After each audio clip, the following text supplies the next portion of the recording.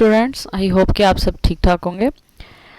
Students, आज की हमारी वीडियो जो है वो बहुत इंटरेस्टिंग होने जा रही है, क्योंकि आज हम जो है वो कोई न्यूमेरिकल सॉल्व नहीं करेंगे, बल्कि आज हम देखेंगे कि हमारा जो फिज़िक्स का पेपर है उसकी पेयरिंग स्कीम कैसे है। और ये जो पेयरिंग स्कीम है ये पंजाब के तमाम बोर्ड्स में यही सेम पेयरिंग स्कीम जो है वो फॉलो की जाती है।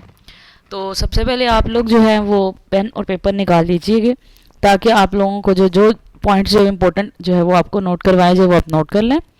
आज की वीडियो में हम ये देखेंगे कि कितने जो है वो हमें शॉर्ट क्वेश्चंस आते हैं पेपर में और कितने मार्क्स के आते हैं। बिल्कुल इसी तरह से लॉन्ग क्वेश्चंस के बारे में स्टूडेंट्स पूछते हैं, तो लॉन्ग क्वेश्चन कितने मार्क्स के आएंगे और आपने कितने अटैम्प्ट करने हैं, और सबसे इम्पोर्टेंट जो आप लोगों के MCQs हैं वो कितने मार्क्स के होंगे। लेकिन उससे भी ज़्यादा इम्पोर्टेंट एक चीज़ जो स्टूडेंट्स अक्सर जो है वो दो क्वेश्चंस करते हैं। सबसे पहली बात जो उनके माइंड में आती है कि MCQs कहाँ से आएंगे, और दूसरी चीज़ ये कि जो शॉर्ट क्वेश्चंस हैं वो चैप्टर के अंदर में से यानी कि टॉपिक्स में से कितने आएंगे और एक्सरसाइज में से कितने आएंगे। तो इस क्वेश्चन के आंसर के लिए, इन दोनों क्वेश्चंस के आंसर के लिए आपको वीडियो जो है वो एंड तक देखनी पड़ेगी, क्योंकि एंड पे जाके आपको आइडिया होगा कि कितने % जो है वो चीज़ें कहाँ से पूछी जाती हैं। तो सबसे पहले जब आपका फिजिक्स का पेपर जो है वो आपके हाथ में आता है, तो सबसे पहले जो आपको क्वेश्चन नंबर आपके सामने आता है दैट इज़ क्वेश्चन नंबर 1, जो कि है MCQs, जिसको स्टूडेंट्स जो है वो ऑब्जेक्टिव टाइप भी कहते हैं। तो सबसे पहले हम देखते हैं कि हमारे जो MCQs आएंगे पेपर में वो किस चैप्टर में से पूछे जाएंगे। तो सबसे पहले जो है वो आपका चैप्टर नंबर 12 है, जो कि इलेक्ट्रोस्टैटिक्स है। इलेक्ट्रोस्टैटिक्स में से बच्चों आपसे 2 MCQs जो है वो पेपर में पूछे जाएंगे, जबकि चैप्टर नंबर 13 जो कि है करंट इलेक्ट्रिसिटी, इसमें से 1 MCQ आएगा। और चैप्टर नंबर 14 जो कि है इलेक्ट्रोमैग्नेटिज्म, और chapter number 15 electromagnetic induction, and 16 alternating current, इन तीनों में से जो है वो दो MCQs जो हैं वो क्वेश्चन पेपर में आपके सामने होंगे। आगे देखते हैं चैप्टर नंबर 17 जो कि है फिजिक्स ऑफ सॉलिड्स, इसमें से आपसे एक क्वेश्चन MCQ का पूछा जाएगा। इसी तरह चैप्टर नंबर 18 जो कि इलेक्ट्रॉनिक्स है, इसमें से आपसे 2 क्वेश्चन जो है वो MCQ बेस्ड जो है वो पूछे जाएंगे। Chapter number 19 dawn of modern physics में से 2 MCQs, जबकि 20th चैप्टर में से आपसे सिर्फ 1 MCQ जो है वो पूछा जाएगा। और लास्ट जो चैप्टर है आपका 21st chapter that is nuclear physics, वो उसमें से जो है वो 2 MCQ जो है वो हमसे पूछे जाएंगे। तो इस तरह से आप लोगों के जो टोटल MCQ बनते हैं वो बनते हैं 17, और एक MCQ 1 नंबर का होता है, यानी कि टोटल जितने भी MCQs हैं 17 वो इक्वल मार्क्स जो है वो कैरी करते हैं। तो 17 MCQ हैं, तो इस तरह से आपके MCQs के टोटल मार्क्स कितने हो गए 17।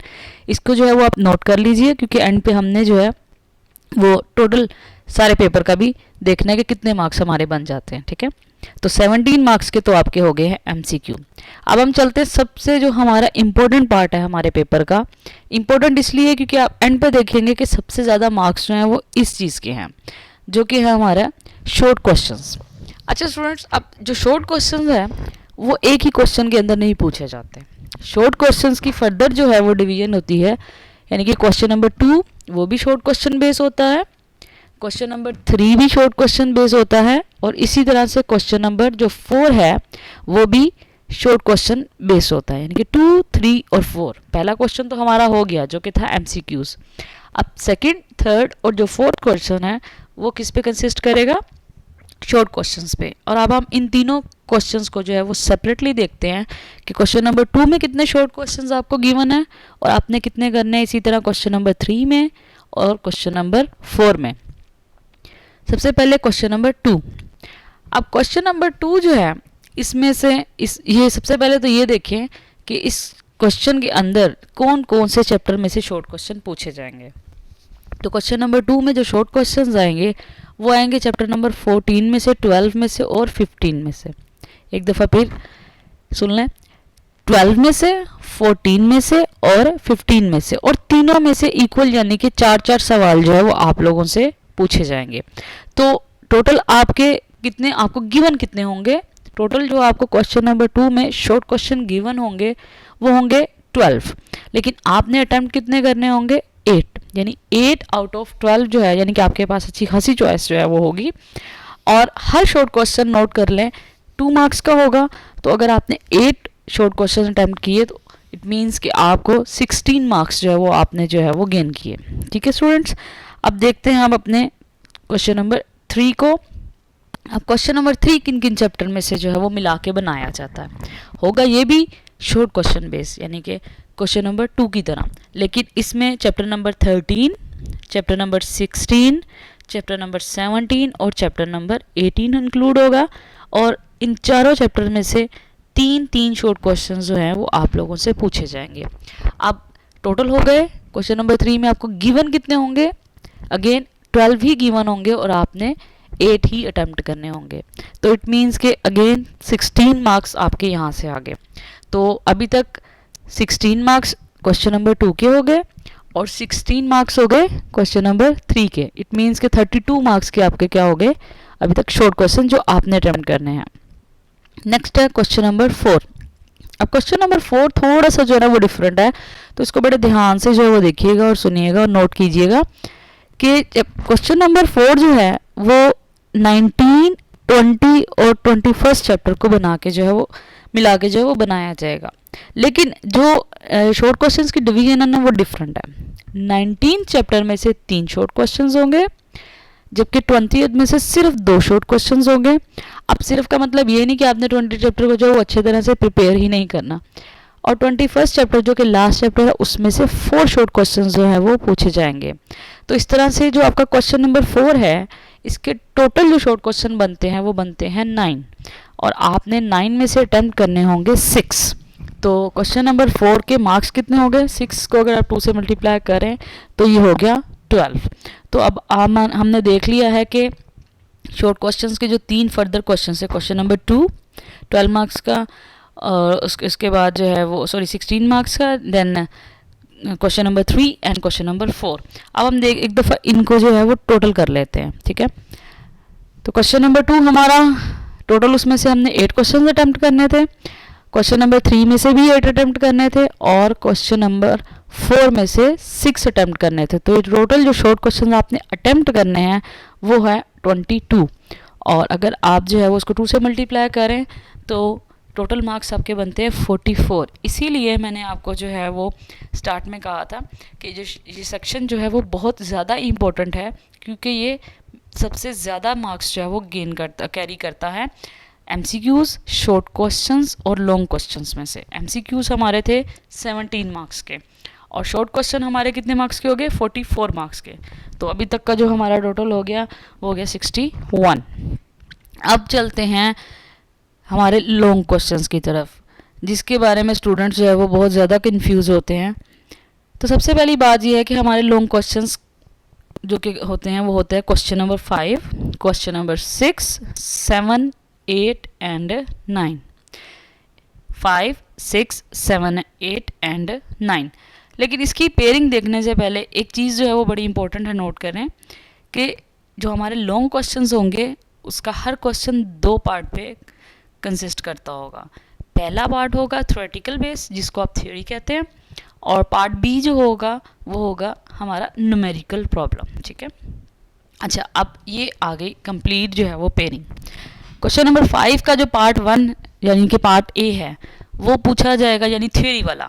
पार्ट ए हमेशा थ्योरी होगा। एक इंपॉर्टेंट बात ये भी नोट कर लीजिए कि पहला पार्ट हमेशा थ्योरी का, ये नहीं होगा कि पार्ट ए जो है वो न्यूमेरिकल हो जाए और पार्ट बी जो है वो थ्योरी का होगा। ए पार्ट फर्स्ट पार्ट हमेशा जो है वो थ्योरी का ही होगा, और बी पार्ट यानी सेकंड पार्ट हमेशा किसका होगा, न्यूमेरिकल प्रॉब्लम का।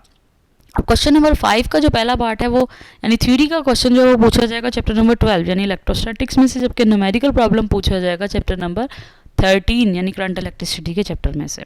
इसी तरह क्वेश्चन नंबर 6 जो है उसका पार्ट ए चैप्टर नंबर 14 में से पूछा जाता है, और पार्ट बी जो है यानी न्यूमेरिकल वो चैप्टर नंबर 15 में से पूछा जाता है। अब क्वेश्चन नंबर 7 जो है ना वो थोड़ा सा डिफरेंट हो गया यहाँ पे। कैसे कि पार्ट ए तो चैप्टर नंबर 16 में से है, लेकिन पार्ट बी जो है वो आपसे पूछा जाता है चैप्टर नंबर 18 में से। इसी तरह क्वेश्चन नंबर 8 जो है उसका पार्ट ए जो है वो चैप्टर नंबर 17 में से, जो कि है हमारा फिजिक्स ऑफ सॉलिड्स, और पार्ट बी जो है वो 21 चैप्टर यानी कि जो लास्ट चैप्टर है उसमें से। और इसी तरह से क्वेश्चन नंबर 9 इसका पार्ट ए जो है वो चैप्टर नंबर 19 में से पूछा जाएगा, जबकि पार्ट बी जो है वो चैप्टर नंबर 20 में से। अब ये आपको दिए जो है वो 5 लॉन्ग क्वेश्चन दिए जाएंगे, 5, 6, 7 एंड 8, यानी टोटल आपके पास लॉन्ग क्वेश्चंस कितने आएंगे 5, लेकिन आपने अटेम्प्ट कितने करने होंगे, ओनली 3 आउट ऑफ 5। और पहला पार्ट, क्योंकि पार्ट जो है वो थ्योरी का वो 5 नंबर का होगा 5 मार्क्स का, जबकि न्यूमेरिकल जो है वो कितने मार्क्स का होगा 3 मार्क्स का। और ये जो डिवीजन है ये सब क्वेश्चंस में सेम है, यानी क्वेश्चन नंबर 5 का भी यही कि थ्योरी वाला पार्ट 5 मार्क्स का, न्यूमेरिकल 3 मार्क्स का। 6, 7, 8 सिमिलरली थ्योरी वाला पार्ट 5 मार्क्स का और न्यूमेरिकल 3 मार्क्स का। तो इस तरह से हमारा जो लॉन्ग क्वेश्चन, एक लॉन्ग क्वेश्चन बनता है वो हो गया 8 नंबर का, यानी कि 8 मार्क्स का एक लॉन्ग क्वेश्चन। और आपने अटेम्प्ट कितने करने हैं 3, तो हमारे लॉन्ग क्वेश्चन जो है वो कितने मार्क्स के हो गए 24 मार्क्स के। ठीक है स्टूडेंट्स, अब हमने एमसीक्यूज भी देख लिए, शॉर्ट क्वेश्चंस भी देख लिए, और लास्ट में हमने क्या देखा कि हमारे लॉन्ग क्वेश्चंस जो हैं वो कितने मार्क्स के हो गए। अब एक दफ़ा जो है वो इसको समराइज कर लेते हैं, ठीक है। यानी कि हमारे एमसीक्यू कितने मार्क्स के हो गए 17 के, शॉर्ट क्वेश्चन जो हमने अटेम्प्ट करने हैं 44, और लॉन्ग क्वेश्चन जो हो गए वो कितने मार्क्स के हो गए 24। तो अगर आप इनका टोटल करेंगे तो आपका पेपर 85 मार्क्स का जो है वो टोटल हो जाता है। अब स्टूडेंट्स, वीडियो के स्टार्ट में जो जैसा कि मैंने कहा था कि आपको ये बताया जाएगा कि एमसीक्यू कहाँ से पूछे जाते हैं, और इसी तरह शॉर्ट क्वेश्चंस कितने जो हैं वो विद इन द चैप्टर आते हैं और कितने एक्सरसाइज में से पूछे जाते हैं। तो अगर हम इसकी परसेंटेज वाइज डिवीजन करें तो एमसीक्यूज जो हैं स्टूडेंट्स पास पेपर्स में से भी रिपीट हो जाते हैं, और जो बुक लाइंस जिसे जो है वो रीडिंग हम अक्सर जो है वो स्टूडेंट्स नहीं करते हैं। और दूसरा, ये ज़रूरी नहीं है कि एमसीक्यू जो है वो सिर्फ जो है वो आपसे एक थ्योरी बेस ही क्वेश्चन हो कि इसमें से 4 ऑप्शन जो है सिलेक्ट करें, वो एक छोटा सा न्यूमेरिकल भी हो सकता है, ठीक है। फॉर एग्जांपल आपको जो है वो टाइम दे दिया हो और चार्ज दे दिया हो और आपसे कहा जाए कि करंट फाइंड करें, ठीक है। तो न्यूमेरिकल के मामले में, सॉरी एमसीक्यूज़ के मामले में ये बात जो है वो आपने जहन में रखिए कि जो एक विद इन 1 और 2 लाइंस होने वाले न्यूमेरिकल है वो भी एमसीक्यू में पूछे जा सकते हैं। अब इसी तरह से जो आपके शॉर्ट क्वेश्चंस थे, जो कि सबसे ज़्यादा मार्क्स का जो पोर्शन है उसका जो 60% होगा, यानी कि अगर हम 100% की बात करें उसमें से 60% एक्सरसाइज के जो क्वेश्चंस होते हैं जो कि चैप्टर के एंड पे जो है वो आप लोगों से पूछे गए होते हैं, और 40% जो है वो आपके जो टॉपिक्स हैं जो कि चैप्टर के अंदर से हैं वहाँ से, जैसे फॉर एग्जांपल डेफिनेशंस हो गई या यूनिट्स हो गए, इस तरह के शॉर्ट क्वेश्चंस हैं वो आप लोगों से पूछे जाते हैं।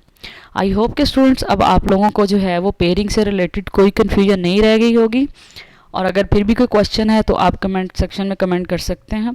अल्लाह हाफिज़।